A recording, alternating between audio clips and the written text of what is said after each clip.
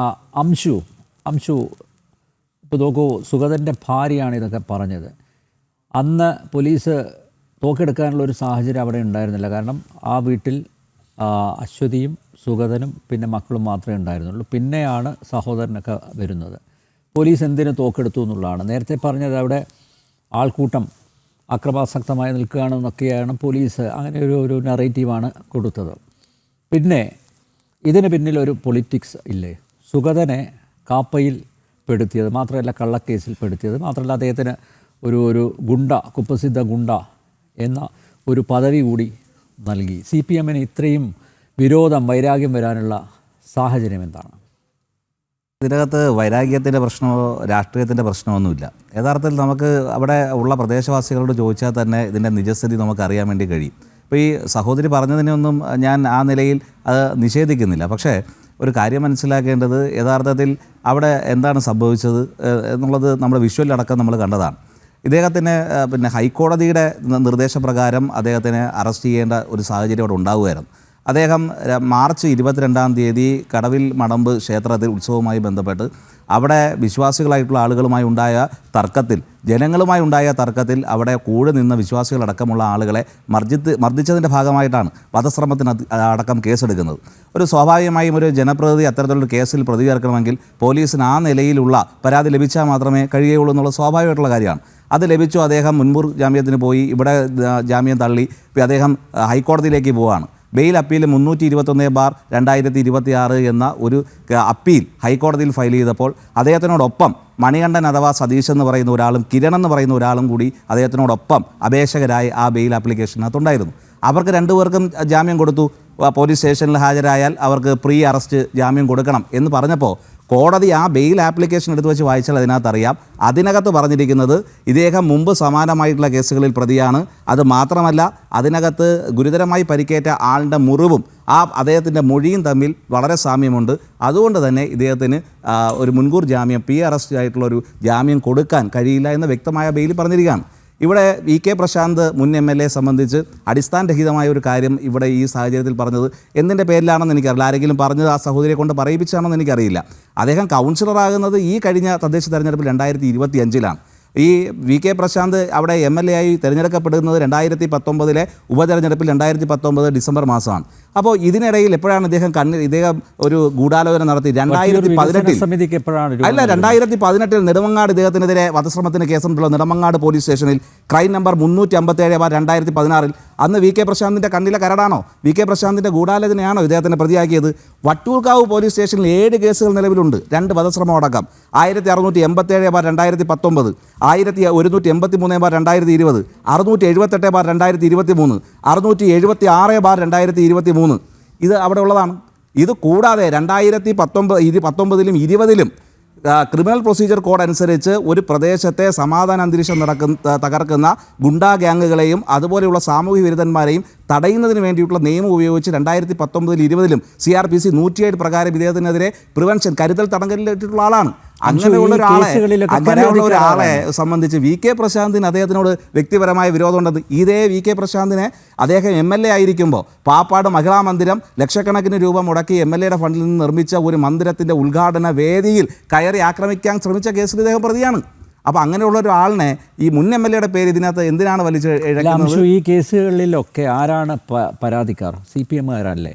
ഞാൻ ഈ കേസിലൊന്നും CPM-കാരാണ് അല്ലെങ്കിൽ CPM പ്രവർത്തകരാണ് ഇതിലെല്ലാം പരാതിക്കാർ എന്ന് തെളിയിക്കാൻ അദ്ദേഹം വരട്ടെ. വനിതകളെ ഉൾപ്പെടെയുള്ള ആളുകളെ വീടിനകത്ത് കയറി ആക്രമിച്ചതിനെതിരെ കേസുണ്ട്. ഈ കേസ് അതിനകത്തുള്ളതാണ്. വീട് കയറിയുള്ള ആക്രമണം, നരഹത്യാ ശ്രമം, അതുപോലെ സ്ത്രീകളോട് അപമര്യാദയായി പെരുമാറുക ഉൾപ്പെടെയുള്ള വകുപ്പുകളുള്ള കേസുകളാണ് ഇതിനകത്ത്. ഈ കേസുകളെല്ലാം കൊടുത്തത് 2016 മുതൽ ഈ കേസുകളെല്ലാം കൊടുത്തത് CPM പ്രവർത്തകരാണ് എന്ന് പറയുമോ? അതാണ് ഞാൻ ചോദിക്കുന്നത്. ഇദ്ദേഹത്തിന് അവിടുത്തെ വാഴോട്ടോണത്തെ BJP-ക്കാർ പോലും പറയൂലല്ലോ. 2 വർഷത്തിന് മുമ്പ് ഇതേ പറയുന്ന ഇപ്പോൾ BJP-യുടെ വാർഡ് കൗൺസിലറായിട്ടുള്ള ശ്രീ സുഗതനെ അവിടെ പോസ്റ്റർ ഒട്ടിച്ച് BJP-യിൽ നിന്ന് പുറത്താക്കിയ സംഭവം ഉണ്ടായിട്ടുണ്ട്. അത് വാഴോട്ടോണത്തെ ജനങ്ങളോട് ചോദിച്ചാൽ അവർ പറയും BJP എന്നെ പുറത്താക്കിയിട്ടുള്ള ഒരാളാണ്. പക്ഷേ എങ്ങനെയാണ് അദ്ദേഹം കൗൺസിലറായി തിരഞ്ഞെടുക്കപ്പെട്ടത്? നേരത്തെ അശ്വതി ചൂണ്ടിക്കാണിച്ചതുപോലെ ഇപ്പോൾ ഒരു ഗുണ്ടയാണെങ്കിൽ, ഒരു ക്രിമിനൽ ആണെങ്കിൽ ഒരിക്കലും കേരളത്തിലെ ജനങ്ങൾ, അല്ലേ, കേരളത്തിലെ വോട്ടർമാർ അങ്ങനെ ഒരു ഗുണ്ടയെ തിരഞ്ഞെടുക്കും എന്ന് ഞാൻ കരുതുന്നില്ല. ഇപ്പോൾ തമിഴ്നാട്ടിലോ അല്ലെങ്കിൽ മറ്റ് സംസ്ഥാനങ്ങളിലോ ആണെങ്കിൽ ഓക്കെ, അവർക്കൊക്കെ ഒരു അംഗീകാരം കിട്ടും. പക്ഷേ ക്രിമിനലായിട്ടുള്ള ഗുണ്ടയായിട്ടുള്ള ഇത്രയും കേസുകൾ പ്രതിയായിട്ടുള്ള സുഗതൻ എങ്ങനെയാണ് വലിയ ഭൂരിപക്ഷത്തോടെ ഈ വാഴോട്ട് കോണത്തിൽ നിന്ന് തിരഞ്ഞെടുക്കപ്പെട്ടത്? ഈ തെരഞ്ഞെടുപ്പിൽ ജയിക്കുന്നവരെല്ലാവരും മഹാന്മാരും തോൽക്കുന്നവരെല്ലാം അസാൻമാർഗീയവാദികളുമാണെന്നൊക്കെ പറയുന്നത് അത് തെറ്റായിട്ടൊരു ധാരണയുടെ ഭാഗമാണ്. തെരഞ്ഞെടുപ്പിൽ ജനാധിപത്യത്തിലെ തെരഞ്ഞെടുപ്പിൽ വോട്ടിൻ്റെ ഭൂരിപക്ഷം അനുസരിച്ചാണ് ഒരാൾ തിരഞ്ഞെടുക്കപ്പെടുക. വിവിധ ഘടകങ്ങൾ അവിടെ പ്രവർത്തിച്ചിട്ടുണ്ടാവും. അവിടെ സ്ഥാനാർത്ഥി നോക്കി തന്നെ അവിടെ പിന്നെ റിബലായി നിന്ന സ്ഥാനാർത്ഥികളുണ്ട്, അവിടെ സ്വതന്ത്രനായി നിന്ന സ്ഥാനാർത്ഥികളുണ്ട്. അവരെല്ലാം പിടിച്ച വോട്ടുകളെല്ലാം പിന്നെ മറ്റ് പല ഘടകങ്ങളും ഇതിൻ്റെ ഭാഗമായിട്ട് അവിടെ വന്നിട്ടുണ്ട്. പക്ഷേ തെരഞ്ഞെടുപ്പിൽ ജയിച്ചതുകൊണ്ട് ഒരാൾ ചെയ്ത ക്രിമിനൽ ആക്ടിവിറ്റീസ് ഒന്നും ഇല്ലാതാവുന്നു എന്ന് പറയുന്നത് എങ്ങനെയാണ് അംഗീകരിക്കാൻ കഴിയുക? അദ്ദേഹം ഒരു ജനപ്രതിനിധിയായി തിരഞ്ഞെടുക്കപ്പെട്ട് ഉത്തരവാദിത്തം ഉണ്ടായിരുന്നെങ്കിൽ അദ്ദേഹത്തിന് അത് ഹൈക്കോടതി പറഞ്ഞതനുസരിച്ച് 7 ദിവസം ജൂൺ 1-ാം തീയതി ബെയിൽ ആപ്ലിക്കേഷൻ്റെ ഉത്തരവ് വന്നതാണ് ബഹുമാനപ്പെട്ട ഹൈക്കോടതി നിന്ന്. ആ ഉത്തരവ് വന്നതിന് ശേഷം ആ 7 ദിവസത്തിനുള്ളിൽ കൺസേൺഡ് പോലീസ് സ്റ്റേഷനിൽ ഹാജരാകണമെന്ന് പറഞ്ഞ ഉത്തരവ് ഒരു ജനപ്രതിനിധി എന്നുള്ള നിലയിൽ ആ ഉത്തരവാദിത്വവും ആ ബാധ്യതയുമുള്ള ആളെന്നുള്ള നിലയിൽ ജനങ്ങളോട് ഉത്തരവാദിത്തമുള്ള ആളെന്നുള്ള നിലയിൽ അദ്ദേഹത്തിന് അവിടെ ഹാജരാകാമായിരുന്നല്ലോ. അപ്പോൾ കൃത്യമായ ആ ഹാജരാവാത്തതിൻ്റെ ഭാഗമായിട്ടാണ് ഇനി അങ്ങനെയുള്ള ഒരാൾ എല്ലാ കാര്യങ്ങളും വളരെ ഭംഗിയായി ചെയ്യുന്ന, വളരെ സുതാര്യമായി ചെയ്യുന്ന, ഈ പറയുന്ന ഒരു ക്രിമിനൽ ആക്ടിവിറ്റിയിലും പങ്കെടുക്കാത്ത ഒരാളാണെങ്കിൽ ജില്ലാ ഭരണകൂടമാണ് അത്. CPM-ൻ്റെ കയ്യിലിരിക്കുന്ന ഒരു ഭരണകൂടമല്ല ജില്ലാ ഭരണകൂടം, അത് ഡിസ്ട്രിക്ട് മജിസ്ട്രേറ്റ് എന്ന് പറയുന്നത് ഇവിടുത്തെ ജില്ലാ കളക്ടറാണ്. ആ ജില്ലാ കളക്ടർ ഒരു റിപ്പോർട്ട് കൊടുത്തിട്ടുണ്ട്. ആ റിപ്പോർട്ടിൽ എന്താ പറയുന്നത്? ഇദ്ദേഹം ചെയ്തിട്ടുള്ള മുഴുവൻ ക്രിമിനൽ ആക്ടിവിറ്റീസും ബാധിച്ചുകൊണ്ട് ആ പ്രദേശത്ത് അദ്ദേഹത്തിനെ തുറന്നു വിട്ടാൽ, അദ്ദേഹത്തിനെ അവിടെ സ്വൈര്യവിഹാരത്തിന് വേണ്ടി ആ വാർഡിലേക്ക് വിട്ടാൽ, ആ പ്രദേശത്തേക്ക് വിട്ടാൽ അവിടെ ഇനിയും ക്രമസമാധാന പ്രശ്നം ഉണ്ടാകും എന്ന് ജില്ലാ കളക്ടർ ഒപ്പിട്ട് കൊടുത്ത ഡിസ്ട്രിക്ട് മജിസ്ട്രേറ്റ് റിപ്പോർട്ടാണ്. ആ റിപ്പോർട്ട് കൊടുത്തതാരാ? ഈ വിപിൻ എന്ന SHO അല്ലേ? പോലീസ് റിപ്പോർട്ടിന്റെ അടിസ്ഥാനത്തിലല്ലേ ജില്ലാ കളക്ടർ കാപ്പ കേസിൽ പെടുത്തുന്നത് അല്ലേ? കാപ്പ കേസ് ചുമത്തുന്നത് അങ്ങനെയാണല്ലോ, കാപ്പ ചുമത്തുന്നത് അങ്ങനെയാണല്ലോ. അപ്പോൾ ആ റിപ്പോർട്ട് എഴുതി കൊടുത്തത് ആരാ? ഈ Kerala anti social activities prevention act പ്രകാരം ജില്ലാ മജിസ്ട്രേറ്റ് അത്തരം ഒരു ഉത്തരവ് കൊടുക്കുമ്പോൾ ആ ഉത്തരവിന് മുമ്പ് പ്രൈമാ ഫേസി അവരുടെ റിപ്പോർട്ട് മാത്രമല്ല, a fair enquiry should be done by the district magistrate itself എന്ന് ആക്ടിലുണ്ട്. അപ്പോൾ ആ എഴുതി കൊടുക്കുന്ന ഓരോ വരിക്കും ഓരോ വാചകത്തിനും ജില്ലാ കളക്ടർ എന്നുള്ള നിലയിൽ, ഡിസ്ട്രിക്ട് മജിസ്ട്രേറ്റ് എന്നുള്ള നിലയിൽ ജില്ലാ കളക്ടർ ഉത്തരവാദിയാണ്. അത് ജില്ലാ കളക്ടറോട് ആ ഉത്തരവ് അത് അങ്ങനെയല്ല, ആരുടെങ്കിലും സമ്മർദ്ദത്തിന് വഴങ്ങിയാണോ അവർ കൊടുത്തതെന്നുള്ളത് ജില്ലാ കളക്ടറോട് ചോദിക്കേണ്ടി വരും. പോലീസിൻ്റെ റിപ്പോർട്ട് മാത്രമല്ല, അതിലൊരു പ്രൊസീജിയറുണ്ട്. ആ പ്രൊസീജിയർ പ്രകാരമായിരിക്കും അവർ ചെയ്തിട്ടുണ്ടാവുക. ഈ ഞാൻ ആമുഖത്ത് ചൂണ്ടിക്കാണിച്ചതുപോലെ നിയമസഭാ തെരഞ്ഞെടുപ്പിൻ്റെ പ്രചരണ വേളയിൽ ഈ SHOയുടെ CPM ആഭിമുഖ്യം ഇതിനകം പരസ്യമായിട്ടുണ്ട്. അങ്ങനെ ഒരു SHOയെ ഈ വട്ടിയൂർക്കാവ് പോലുള്ള ഒരു പ്രദേശത്ത് കൊണ്ടുവരുന്നു. മാത്രമല്ല, ഈ ഇഷ്യൂ ഉണ്ടായതിനു ശേഷം അവധിയിൽ പോയ ഈ SHOയെ തിരികെ കൊണ്ടുവരാനായിട്ട് ഒരു മുൻ MLA സിറ്റി പോലീസ് കമ്മീഷണറെ പോയി കാണുന്നു. ഇന്നലെയാണല്ലോ മാറിയത് ഈ പോലീസ് സംവിധാനത്തിന്, അതിൻ്റെ തലപ്പത്തൊരു മാറ്റം വന്നത് ഇന്നലെയാണല്ലോ. അപ്പം നേരത്തെ ഇരുന്നത് ഈ പഴയ സർക്കാരിൻ്റെ കീഴിൽ പ്രവർത്തിച്ച പോലീസ് ഉദ്യോഗസ്ഥരാണല്ലോ. അപ്പോൾ ആ രീതിയിലുള്ള ഒരു ഇടപെടൽ CPM-ൻ്റെ ഭാഗത്തുനിന്ന് ഉണ്ടായിട്ടില്ലേ? ഇദ്ദേഹത്തെ തിരികെ കൊണ്ടുവരുന്നു. തിരികെ കൊണ്ടുവന്ന് എനിക്ക് തോന്നുന്നു 2ാമത്തെ ദിവസമാണ് ഈ സംഭവമൊക്കെ നടക്കുന്നത്. സുഗതനെ അറസ്റ്റ് ചെയ്യുന്നതൊക്കെ അങ്ങനെയാണ്. മാത്രമല്ല, സുഗതൻ പറഞ്ഞത് അദ്ദേഹത്തിന് ചിക്കൻ പോക്സ് ആയിരുന്നു. മാത്രമല്ല, സുഗതന് വേണമെങ്കിൽ ഹൈക്കോടതിയിൽ മുൻകൂർ ജാമ്യാപേക്ഷ തള്ളിയ സാഹചര്യത്തിൽ ഒളിവിൽ പോകാമായിരുന്നു. പക്ഷേ അദ്ദേഹത്തെ അറസ്റ്റ് ചെയ്തത് അദ്ദേഹത്തിൻ്റെ വീട്ടിൽ നിന്നാണ്. അങ്ങനെയാണെങ്കിൽ അദ്ദേഹം ഒളിവിൽ പോകുന്ന ഒരാളാണെങ്കിൽ അദ്ദേഹത്തിന് സ്ഥലം വിടാമായിരുന്നല്ലോ, അവിടെ തന്നെ നിൽക്കേണ്ട കാര്യം. മാർച്ച് 22-ാം തീയതി മുതൽ ഒളിവിലായിരുന്നു. മാർച്ച് 22-ന് വരെ ഒളിവിന് പോയ ആളാണ് ഈ ജൂൺ മാസം 10-ാം തീയതി പോലീസിന് പിടിക്കാൻ കഴിഞ്ഞത്. അദ്ദേഹം പിന്നെ ഒരു മുൻകൂർ ജാമ്യം അപേക്ഷ കൊടുത്തതുകൊണ്ട് പോലീസ് അതിനകത്ത് ഇടപെട്ടുമില്ല. ഇപ്പോൾ ഈ പോലീസിൻ്റെ രാഷ്ട്രീയം പറഞ്ഞാൽ ഞങ്ങൾക്ക് CPM-കാരാണ്, CPM-കാർക്ക് വേണ്ടിയിട്ടാണ് ഈ പോലീസ് പ്രവർത്തിക്കുന്നതെന്ന് പറഞ്ഞാൽ ഇത് കേരളത്തിലെ ജനങ്ങൾക്ക് വിശ്വസിക്കാൻ കഴിയില്ല. കാരണം ഇത്രയും കേസുള്ള ഒരാൾ, ഈ ക്രിമിനൽ ആക്ടിവിറ്റികൾ ഒക്കെ ബന്ധപ്പെടുന്ന ഒരാളെ അദ്ദേഹത്തിന് പോലീസ് പിടിക്കുക എന്നുള്ള അവരുടെ ഉത്തരവാദിത്തമാണ്. ഈ CRPC 107 പ്രകാരമുള്ള കേസിൽ ഉൾപ്പെടെയുള്ള ഒരു ആൻറ്റിസിഡൻസ് ഉള്ള ഒരാളെ പിടിക്കുക എന്നുള്ള അവരുടെ ഉത്തരവാദിത്തമാണ്. അത് പോലീസ് നിർവഹിച്ചു എന്നുള്ളത് മാത്രം. ഇപ്പോൾ BJP ബന്ധമുള്ള ആളുകൾ, BJP-കാരായിട്ടുള്ള ആളുകൾ, അവർ എന്ത് അതിക്രമം കാണിച്ചാലും അവരെ പോലീസ് പിടിച്ചാൽ ആ പിടിക്കുന്ന പോലീസെല്ലാം, നിയമം പാലിക്കുന്നവരെല്ലാം CPM ആണെന്ന് പറഞ്ഞാൽ അത് കേവലമായിട്ടൊരു രാഷ്ട്രീയ ആരോപണമായിട്ട് മാത്രമേ നമുക്ക് എടുക്കാൻ കഴിയുള്ളൂ. ഓക്കെ, അശ്വതി പറഞ്ഞതുപോലെ മാർച്ച് മാസം തൊട്ട് സുഗതൻ ഒളിവിലായിരുന്നോ?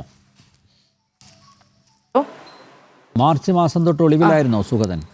മാർച്ച് 22 മുതൽ ഒളിവിലാണെന്നാണ് സാറ് പറഞ്ഞു കേട്ടത്. എൻ്റെ ഭർത്താവ് മാർച്ച് മാസത്തിലെന്നല്ല ഒരു ദിവസം പോലും എൻ്റെ വീട്ടിൽ വരാതിരുന്നിട്ടില്ല. വാർഡിലൊരു കാര്യങ്ങൾ ചെയ്യാതിരുന്നിട്ടില്ല. ആർക്കും ഒരു ഒപ്പ് പോലും ഇട്ട് കിട്ടിയിട്ടില്ല എന്നൊരു ഇതുപോലും ഈ വാർഡിൽ അന്വേഷിച്ച് നോക്കിയാൽ അറിയാം. എൻ്റെ ഭർത്താവ് ഒളിവിലല്ലായിരുന്നു. എല്ലാ ദിവസവും വീട്ടിൽ വരുമായിരുന്നു.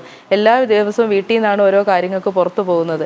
എൻ്റെ മക്കളടുത്ത് ചോദിച്ചാൽ അറിയാം, ഒരു ദിവസമെങ്കിലും എൻ്റെ ഭർത്താവ് അച്ഛൻ വീട്ടിലില്ലായിരുന്നു എന്ന് ചോദിച്ചാൽ അറിയാം. എല്ലാ ദിവസവും വീട്ടിലുണ്ടായിരുന്നു. ഈ പറയും പോലെ സാർ പറഞ്ഞായിരുന്നു 1-ാം തീയതി ജാമ്യം ഇത് കിട്ടിയതായിരുന്നു, SHO അല്ല CA കാണാനുള്ളതായിരുന്നു.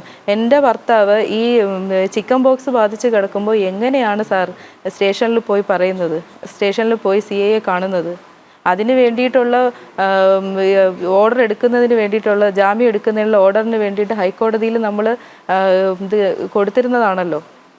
പക്ഷേ മാർച്ച് 23-ാം തീയതി രാവിലെ 11 മണി മുതൽ അദ്ദേഹത്തിന്റെ ഫോൺ മൊബൈൽ ഫോൺ ഓഫ് ആയിരുന്നു. 9-ാം തീയതി രാത്രി മാർച്ച് 23-ാം തീയതി രാവിലെ 11 മണി മുതൽ അദ്ദേഹത്തിന്റെ മൊബൈൽ ഫോൺ സ്വിച്ച് ഓഫ് ആയിരുന്നു. ആ നാട്ടിൽ മുഴുവൻ സ്ഥലങ്ങളിലും എല്ലാ ദിവസവും വെച്ചു കാണാനില്ല എന്ന് പറഞ്ഞു. എല്ലാ ദിവസവും ഫോൺ ഓൺ ആയിരുന്നു. ബോർഡ് വെച്ചു കാണാനില്ലെന്ന്. ഓഫീസ് ഉണ്ടായിരുന്നു. ഓഫീസിൽ വന്ന് കാണാമായിരുന്നല്ലോ. ഏതെങ്കിലും ഒരു കാര്യത്തിന് കൗൺസിലർ പെൻഡിങ് ഇട്ടിട്ടുണ്ടോ എന്ന് അറിയാമായിരുന്നല്ലോ. ഇന്നത്തെ പോലീസ് റിപ്പോർട്ട് കൊടുത്തിട്ടുള്ളത് അങ്ങനെയാണ്. ഇന്ന് അദ്ദേഹത്തിനെ പിടികൂടുന്നതിന്റെ അന്ന് അദ്ദേഹത്തിന്റെ ഫോൺ ഓണായി, അദ്ദേഹം വീട്ടിലുണ്ടായിരുന്നു. പോലീസ് കൊടുത്ത റിപ്പോർട്ടാണ്. സാർ അത് പോലീസ് പറയുന്ന കാര്യമാണ്. എൻ്റെ ഭർത്താവിൻ്റെ ഫോൺ ഓൺ തന്നെയായിരുന്നു, സ്വിച്ച് ഓഫ് അല്ലായിരുന്നു. അത് ഞാൻ എന്തിനാണ് അത് അങ്ങനെയാണെന്ന് അല്ലാന്ന് പറയേണ്ട കാര്യം എന്താണ്? ഫോൺ ഓൺ തന്നെയായിരുന്നു. എല്ലാ കാര്യങ്ങളും ചെയ്യുന്നുണ്ടായിരുന്നു. ഒരു കാര്യം പോലും പെൻഡിങ്ങിൽ വെച്ചിട്ടില്ലായിരുന്നു. അതുപോലെ തന്നെ സാറ് ഇടയ്ക്ക് പറയുന്നുണ്ടായിരുന്നു, ഇത് വെള്ളേക്കടവിലെ പ്രശ്നവുമായിട്ട് ആണ് പോലീസ് വന്നതെന്ന്. പോലീസ് എന്നോട് പറഞ്ഞ കാര്യമാണ്, ഇത് വെള്ളേക്കടവിലെ പ്രശ്നമല്ല, അതിനകത്ത് ജാമ്യം കിട്ടി നിൽക്കുകയാണ്, വെള്ളേക്കടവിലുള്ള പ്രശ്നമല്ല, ഇത് കാപ്പ കേസുമായി ബന്ധപ്പെട്ടാണ് വന്നത്, കാപ്പ കേസുമായിട്ട് ആണ് പിടിക്കാൻ വന്നതെന്ന് പറഞ്ഞു. പാതിരാത്രി മക്കളുള്ള വീട്ടിൽ കാപ്പ കേസിലെ പ്രതിയെ പിടിക്കാൻ വേണ്ടി വന്നാണ് പറഞ്ഞു. ഇന്ന് കാപ്പ കേസിൽ ഉൾപ്പെട്ട വ്യക്തിയാണ് എന്നുള്ളതിനുള്ള ഒരു ഇതുപോലും, ഒരു റെസീപ്റ്റ് പോലും നമുക്ക് മുൻകൂർ തരുകയോ അല്ലെങ്കിൽ ഒരു ഇത് വിളിക്കുകയോ ഒന്നും ചെയ്തിട്ടില്ല. പെട്ടെന്ന് ഒരു രാത്രി മഴ പെയ്തുകൊണ്ടിരിക്കുകയാണ്, ഇടിച്ചു കുത്തി മഴ പെയ്യുന്ന സമയത്ത് പെട്ടെന്ന് ഒരു പോലീസ് കയറി വന്നിട്ട് കാപ്പ കേസിലെ പ്രതി അറസ്റ്റ് ചെയ്യാൻ വന്നതാണെന്നാണ് പോലീസ് എൻ്റെ മുഖത്ത് നോക്കി പറഞ്ഞ കാര്യമാണ്. എന്നെ പിടിച്ചു തള്ളി, എൻ്റെ പിടിച്ചു തള്ളി പിടിവലി കൂടുന്നതിനിടയിൽ എൻ്റെ മാല നഷ്ടപ്പെട്ടു. ഇന്ന് വരെ ആ മാല കിട്ടിയിട്ടില്ല എനിക്ക്. എന്നിട്ട് ആ ഇരുട്ട് ഭാഗത്തോട്ട് കൊണ്ടുപോയിട്ട് വീഡിയോ എടുക്കാൻ പറഞ്ഞു. നമുക്ക് ആ സമയത്ത് നമുക്ക് എന്തെങ്കിലും ചെയ്യാനുള്ള യാതൊരുവിധ മാനസികാവസ്ഥയില്ല. ഒരു വീഡിയോ എടുക്കാനോ ഒന്നിനുള്ള മാനസികാവസ്ഥയില്ല. നമ്മളെ അടിച്ചതായിട്ടോ നമ്മളെ പിടിച്ച് തള്ളിയതായിട്ടോ ഒരു വീഡിയോയും സാറുമാരുടെ ഇതിലില്ല. അതേസമയം സാറുമാർക്ക് ഫേവർ ആകുന്ന കാര്യത്തിലുള്ള എല്ലാ വീഡിയോസും അവരുടെ കയ്യിലുണ്ട്.